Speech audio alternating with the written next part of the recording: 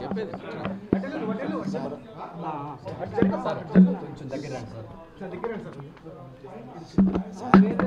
చెప్పాను కదా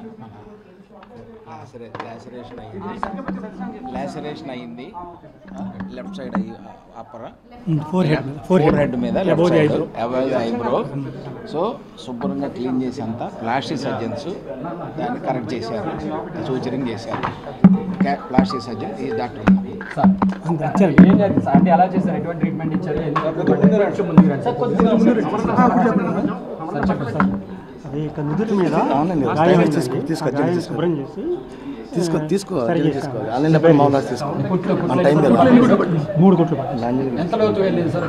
బలంగా తగిలినట్టు ఒక 1 సెంటీమీటర్ డెప్త్.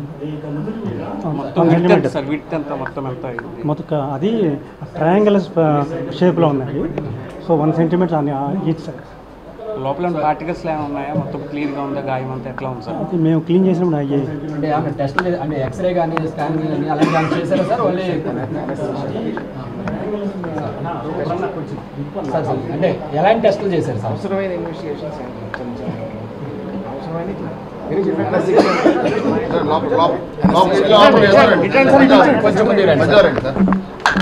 ఆల్రెడీ నేను మాట్లాడాను. లోకల్ అనస్థీషియా ఇచ్చాము, అక్కడ వరకే ఇంజెక్షన్ చేశాము. అక్కడ వరకు ఇంజెక్షన్ చేసాము. 3 కుట్లు పడ్డాయి.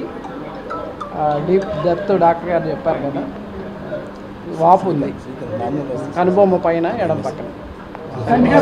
ఎనస్థీషియా ఇచ్చారు, కుట్లు వేశారు. ఆ గాయం ఎన్ని రోజులు ఉంటుంది? చెప్పండి సార్. ఎనస్థీషియా ఇచ్చారు, కుట్లు వేశారు కదా, ఆ గాయం ఎన్ని రోజులు ఉంటుంది సార్? ఎఫెక్ట్ ఎన్ని రోజులు ఉంటుంది? అంటే అండి అది మామూలుగా 4-5 రోజులు పడుతుందండి అది పూర్తిగా మానటానికి. వాపును బట్టి రేపు సిమ్టమ్స్ లేకపోతే సార్ చేసుకోవచ్చు.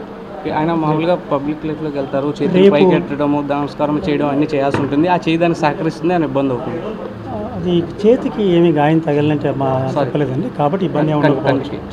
మొహం మీద వాపు ఉంటుందండి, ఆ వాపును బట్టి సార్ డిసైడ్ చేస్తారు. కంటికి ఎటువంటి ఇబ్బంది? కంటికి ఏమి తగలేదు. నేను చూసాను. Okay sir.